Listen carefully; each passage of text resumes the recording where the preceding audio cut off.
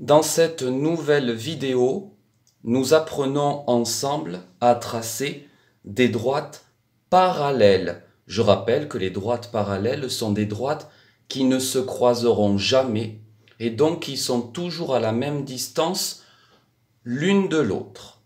Pour cela, il te faut l'équerre, le crayon à papier bien aiguisé. Je rappelle qu'on pique au bout du doigt pour savoir s'il est bien aiguisé. L'aiguise-crayon au cas où on en aurait besoin et la règle. Pour que tu vois mieux ce qu'il se passe, moi je vais remplacer le crayon à papier par un stylo bic noir, mais normalement tous les tracés se font au crayon à papier.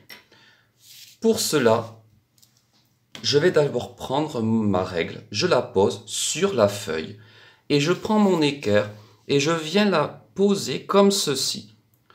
Une fois que cela est fait, je vais essayer de tenir les deux avec une seule main, le pouce sur la règle, et je vais tracer le long du grand côté. Attention de ne pas mettre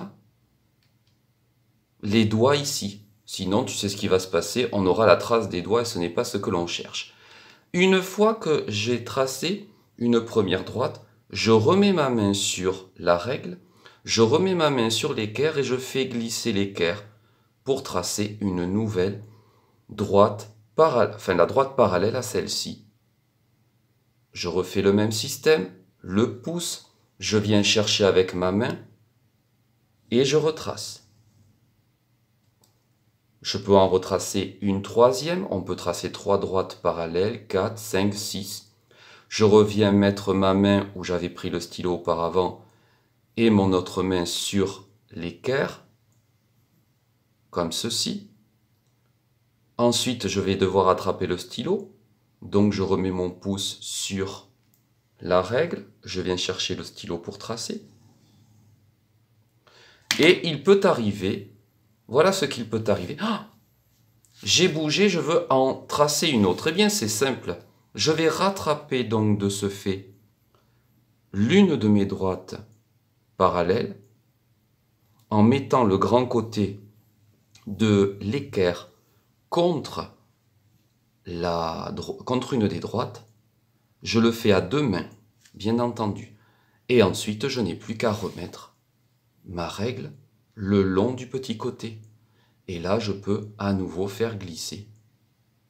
Puis ensuite, mettre mon pouce sur la règle.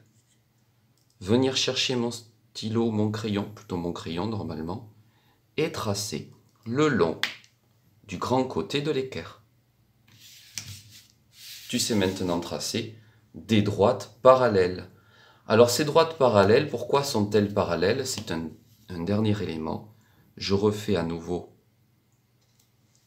le même trajet que j'ai fait, c'est-à-dire si je veux en retracer d'autres, je replace ma règle le long de l'équerre après avoir placé le grand côté de l'équerre contre l'une des droites, et tu remarqueras que toutes ces droites sont perpendiculaires à la règle. Et comme elles sont toutes perpendiculaires à la règle, elles sont toutes parallèles entre elles.